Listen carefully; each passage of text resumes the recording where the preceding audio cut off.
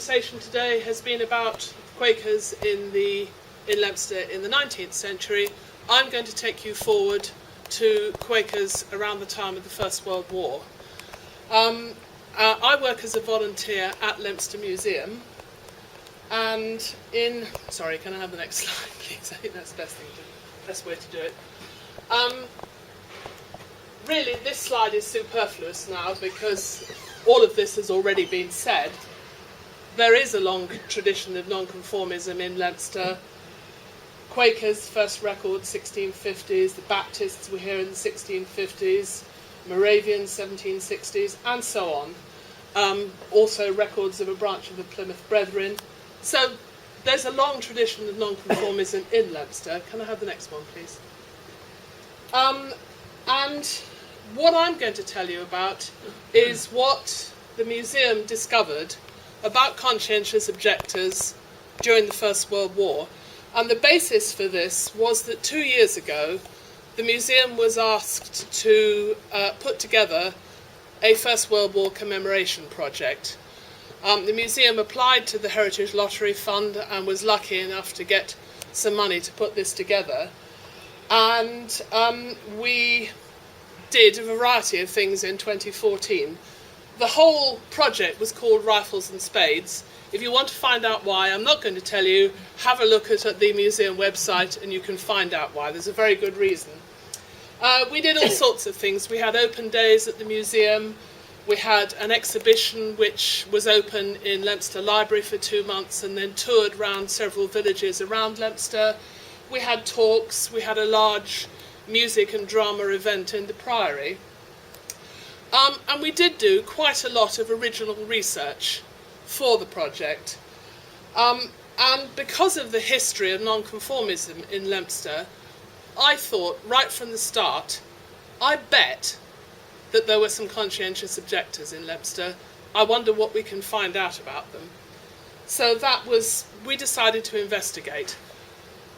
We found out quite a lot. I'm sure that there's also a lot more to be found out. Could you go on to the next one, please? We used a variety of sources. We used the Leominster News for the period, the Hereford Journal. We found a couple of relevant documents in the National Archives, the Herefordshire Archives, we looked there before they moved to their magnificent new building in Hereford. The British Red Cross Museum and Archives. I had a small amount of information from the Peace Pledge Union, the Library of the Society of Friends. The researcher, the volunteer who did a lot of research for us, also used a lot of census records, a few local individuals, and, as you will find out, also Twitter. Twitter had an important role in this. Can I have the next one, please? We found, I don't know whether this is an exhaustive list, I think it probably is, we found 5 conscientious objectors. Somebody called William Anderton, somebody called Henry Watkins, and I was interested that Maggie mentioned someone with the surname of Watkins. I don't know whether he was a relative, he may well have been. Somebody called Arthur Cleary, who wasn't actually a Leominster boy. It's almost an accident that he was registered as a conscientious objector in Leominster, and I'll explain why in a minute. Somebody called George Fox, and somebody called Aubrey Ross. So there were 5 of them, and what was absolutely fascinating was that as we did the research, we found that they had utterly different experiences because of the choices they made. 2 of them were absolutists who refused to have anything to do with the war. 2 of them were what I believe are called alternativists. They wouldn't fight, but they were prepared to help with the war effort in other ways. Can I have the next one, please? William Anderton. We found out, well, the researcher, we had one researcher who did an enormous amount of real hard slogging work for us. William Anderton lived at 19 Draper's Lane. The census, I think the 1911 census, recorded that he was single and was an accountant clerk. He was secretary of the Leominster Adult School. So I think it's a good guess, although we have don't think we have any documentary evidence. It's pretty sure that he was a Quaker. Interestingly, the first level of tribunal to which the conscientious objectors had to speak, had to register their objection, was held in Leominster, and he said his objection was not religious, but he refused conscription. Conscription, I should have said, started in 1916. He refused conscription and was then sent on to the next level of tribunal, which was in Hereford. He went. He made an appeal to the county tribunal. He was granted exemption from combatant service, conditional on joining the Royal Army Medical Corps, but he, I think, was taken to Shrewsbury as part of his proposed enrolment with the RAMC and was refused. He was put in the non-combatant corps and was sent to Kinmel Park, which I think I'm right in saying was in Shropshire, for court-martial on the 11th of May 1916, and was sentenced to 2 years hard labour. So he was one of the absolutists. It appears that he basically refused to have anything to do with the system, if you like. He was sent to Wormwood Scrubs. He then had a hearing before another tribunal at Wormwood Scrubs, and by this stage they were classifying conscientious objectors in different categories, and at Wormwood Scrubs he was classified as a conscientious objector class A, brackets genuine, by the Brace Committee, who by that stage, confronted with the number of people who refused to fight that they had, the Brace Committee was beginning to organise alternative activities for these people, and he was sent to mend roads by August 1916, to mend roads in Suffolk, but I can only assume that he didn't cooperate fully with the road mending gang, because by the 8th of by August 1917 he was in Dartmoor, and that's where our research on him comes to an end. So he was certainly, apparently, refused to cooperate at all, and went down the kind of the road of punishment, of being in prison and mending roads in Suffolk. Can I have the next one, please? Henry Watkins, interestingly, seems to have been a housemate of Anderton, also living at 19 Drapers Lane, aged 23 in 1916. He did say that his objection was religious. His first hearing was at the county tribunal, and his appeal against that decision was dismissed. And he was arrested at the same time as Arthur Cleary, and we'll come on to Arthur Cleary in a minute, as an absentee. So he received his call-up papers, but he didn't go to where he was instructed to go, and he was sent to the magistrates' court, fined 40 shillings and handed over and taken to Shrewsbury. He seems to have had a weak heart, because his court-martial was put back for 2 months on account of his heart. He seems to have spent some time at Winson Green Prison, and ended up also passing through, going to Wormwood Scrubs. Now, the interesting thing about Henry Watkins is that he ended up at the Dice Stone Quarry in Aberdeenshire. Now that, by the sound of it, was a pretty horrendous place. It was a granite quarry. It was opened as a work camp for conscientious objectors. Can we have the next slide, please? And that is a very well-known photograph. If you actually Google Dice Quarry, Aberdeenshire, that photo will come up time and time again on the computer. So Henry Watkins may well be somewhere in this photograph. We don't know. But it was a camp that was opened in 1916. It sounds absolutely horrendous. Apart from that photograph, I've seen one or two others, which quite honestly remind me of photographs I've seen of gulags in Russia. They were housed in Boer War bell tents through the autumn and winter of 1916. I believe that after about 6 months somebody died of exposure and the camp was eventually closed. But it was one of the first work camps that was open, and Henry Watkins may well be in that photo. But you know, the fact that they've got such a carefully hand-painted sign suggests to me that they had quite a sort of an esprit de corps. They were very proud of being there, and that they felt proud of their reasons for being there. Can we have the next one, please? Now, Arthur Cleary really was in Leominster by accident. Census records and other records show that he was born in 1894 in France. I don't know why, I don't know whether, I mean, Cleary is not a very French name, Arthur isn't particularly French, but anyway, he was born in France.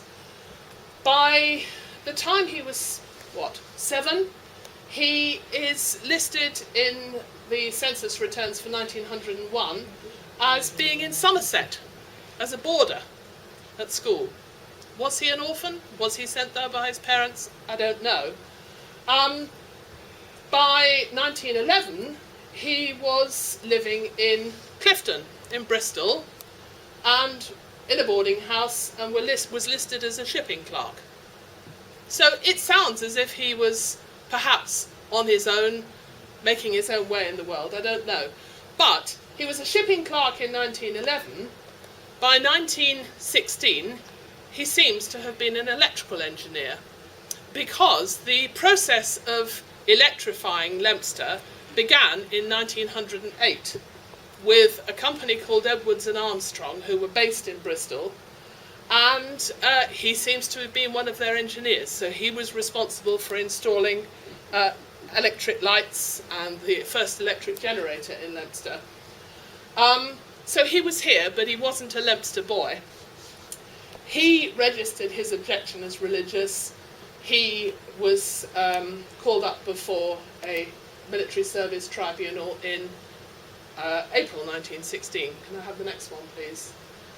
Now, unlike the previous two, who ended up in prison and in work camps and mending roads, Arthur seems to have said, I won't fight, but I am prepared to help in another capacity. I'm prepared to work with the Friends Ambulance Unit. And so he was accepted into the Friends Ambulance Unit quite quickly, May 1916. And records show that he worked in 2 hospitals, one in Birmingham and one in York, caring for soldiers who'd been shipped back from France, mostly who'd lost limbs. And he did that, and he subsequently worked on 2 hospital ships, because there was a real shuttle service of ships going backwards and forwards from France to England, carrying very severely wounded soldiers.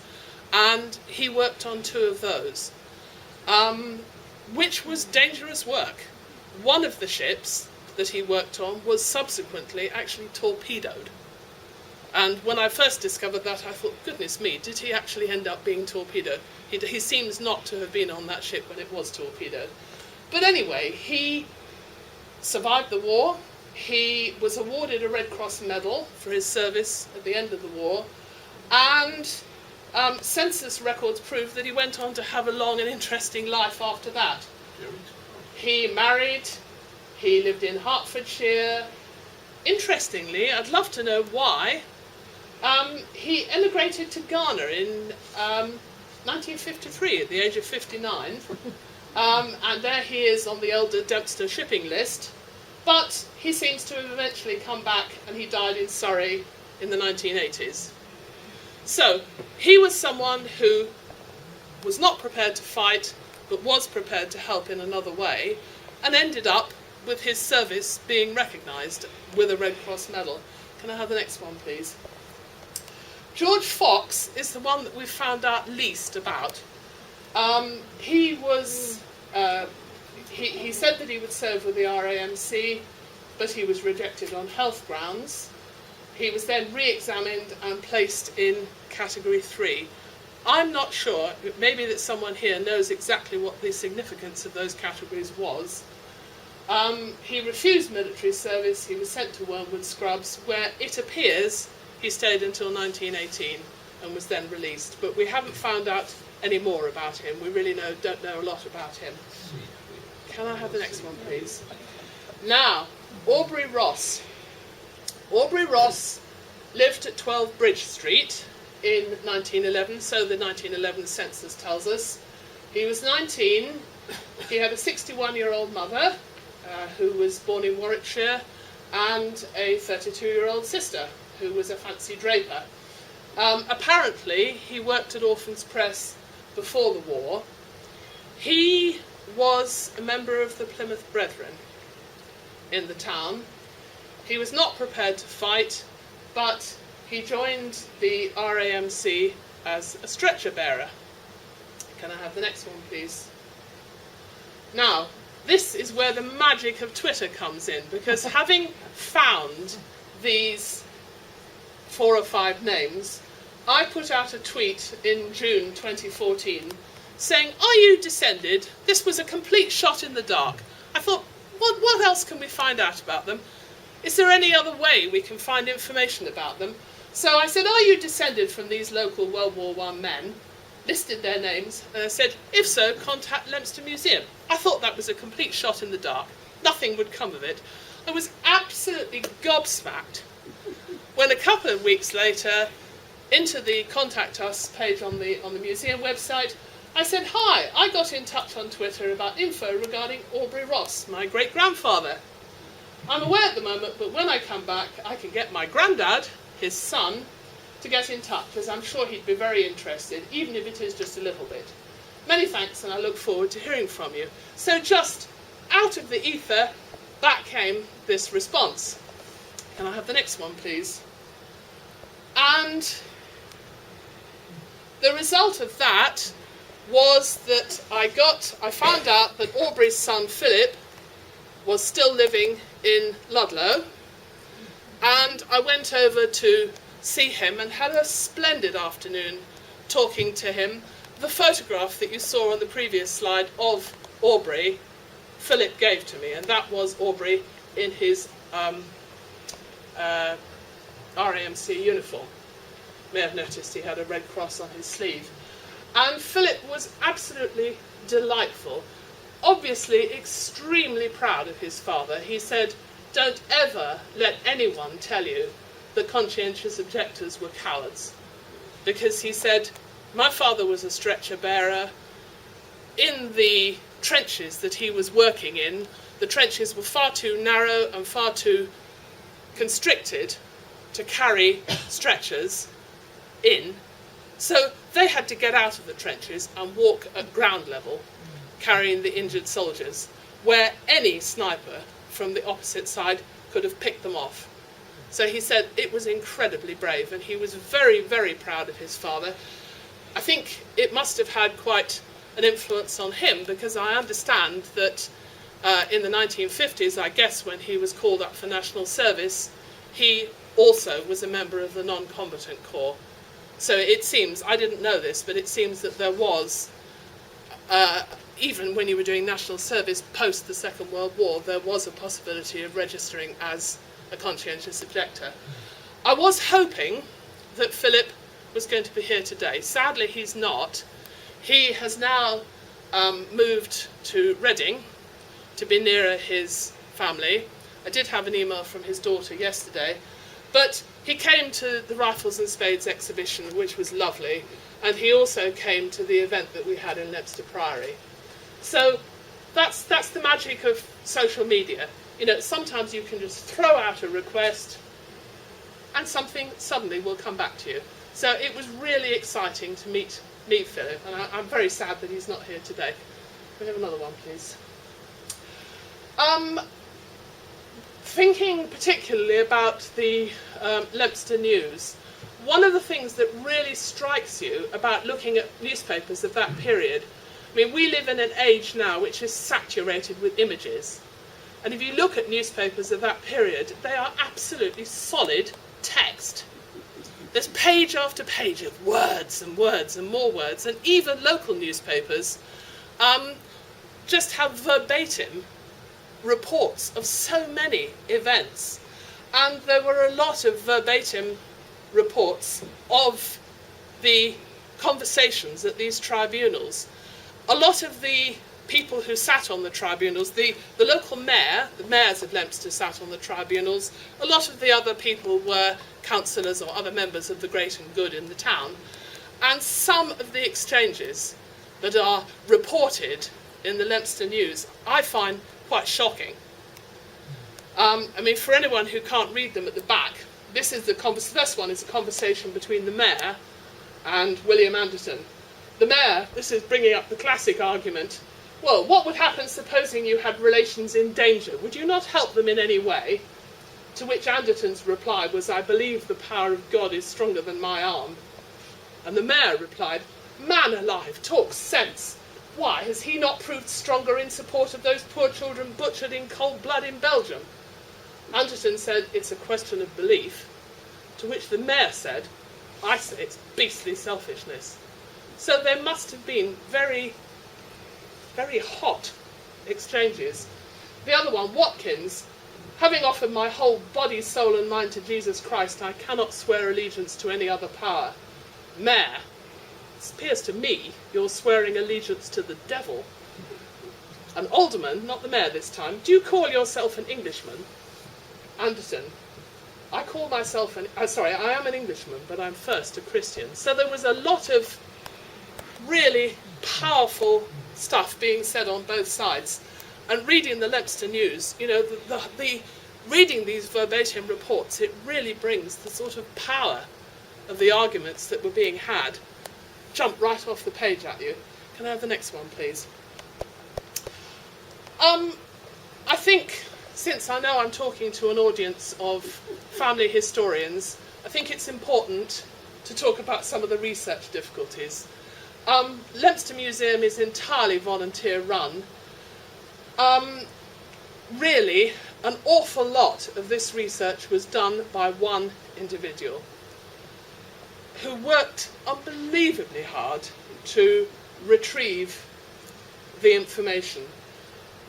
One of the problems when he started, the Leominster News for that period, for the First World War period, was only available on microfilm in Leominster Library, which is hard enough as it is. I mean, if any of you know, if you sit in front of those machines, kind of spinning the wheels, trying to find the page that you want, it's enough to make your eyeballs start rattling around in your head after a few minutes. But what was even worse at that stage was that if you wanted anything copied from the Leominster News, there was not a printer in the library. Any requests for copying had to be sent through to Hereford, and they cost £1 a sheet. So the researcher, bless his heart, copied out almost all the information in longhand onto paper. Now, it's a little bit better now because one of the county library service and heritage service did also put in an application to the lottery fund, and some of the funding that they got was to digitise the Leominster News for the First World War years. So the Leominster News for those years is now available online, but I have to say it's still pretty clunky. It's a bit better than it was, it's a bit better than looking at it on microfilm, but it's not very easy to read. So, you know, simply the physical effort of retrieving what you want is very, very hard work. And we found some difficulties in obtaining permission to use some of the copyright images. But lack of volunteers and the sheer difficulty of getting to the documents you need, not easy at all. Could I have the next one, please? So I would say that's really only an introduction. I'm sure that for someone who has more time more effort, the time to make more effort, perhaps a little bit more money. There's a lot more to be found out.